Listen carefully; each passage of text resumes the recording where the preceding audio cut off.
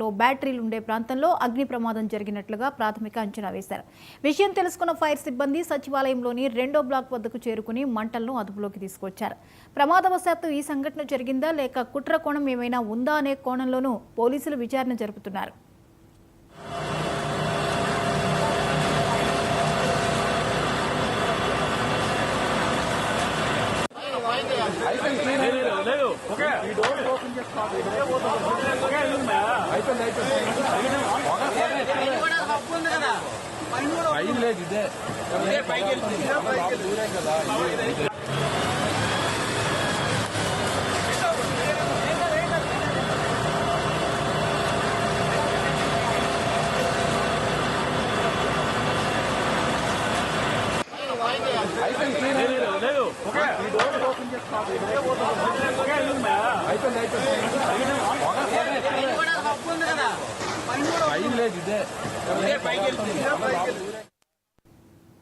AP సచివాలయంలో 2వ బ్లాక్లో భారీ అగ్ని ప్రమాదం సంభవించింది. 2వ బ్లాక్లో బ్యాటరీలు ఉండే ప్రాంతంలో అగ్ని ప్రమాదం జరిగినట్లుగా ప్రాథమిక అంచనా వేశారు. విషయం తెలుసుకున్న ఫైర్ సిబ్బంది సచివాలయంలోని 2వ బ్లాక్ వద్దకు చేరుకుని మంటలను అదుపులోకి తీసుకువచ్చారు. ప్రమాదవశాత్తు ఈ సంఘటన జరిగిందా లేక కుట్ర కోణం ఏమైనా ఉందా అనే కోణంలోనూ పోలీసులు విచారణ జరుపుతున్నారు. ఇక ఈ అంశంపై మరిన్ని అప్డేట్స్ని మా ప్రతినిధి కొండలరావు అందిస్తారు. కొండలరావు, ఏపీ సచివాలయంలో జరిగిన అగ్ని ప్రమాదానికి సంబంధించి అప్డేట్స్ ఏంటి? జ్యోతి, ఏదైతే ఆంధ్రప్రదేశ్ సచివాలయం 2వ బ్లాక్ లో అగ్ని ప్రమాదం చోటు చేసుకుంది.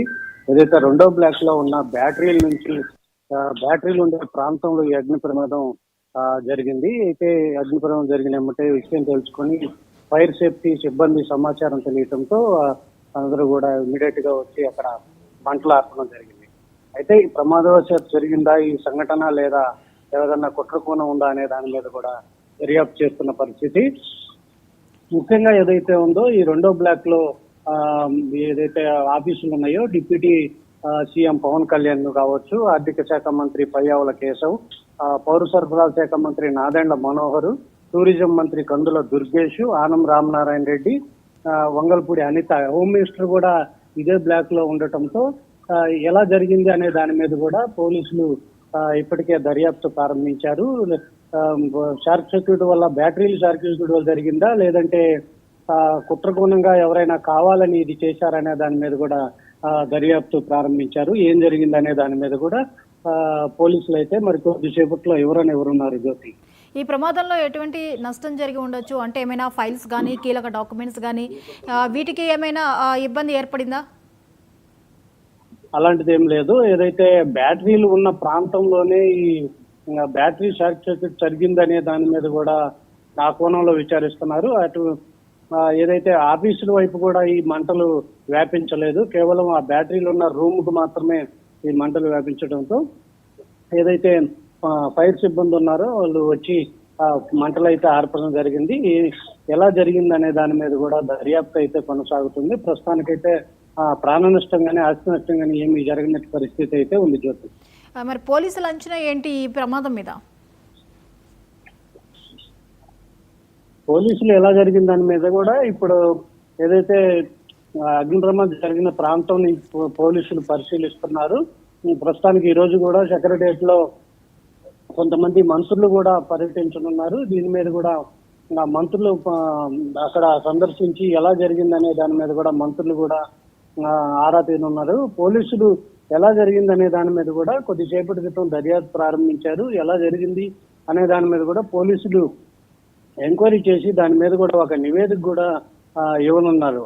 అయితే రాత్రి సమయంలో కావటంతో ఏదైతే బ్యాటరీ సర్క్యూట్ అయినా లేదా ఆ టైంలో ఎవరైనా సచివాలయంలోకి వచ్చి ఈ కుట్రకోణంగా ఎవరైనా చేశారనే దాని మీద కూడా దర్యాప్తు అయితే చేస్తున్నారు. Right, thank you Kondalarao.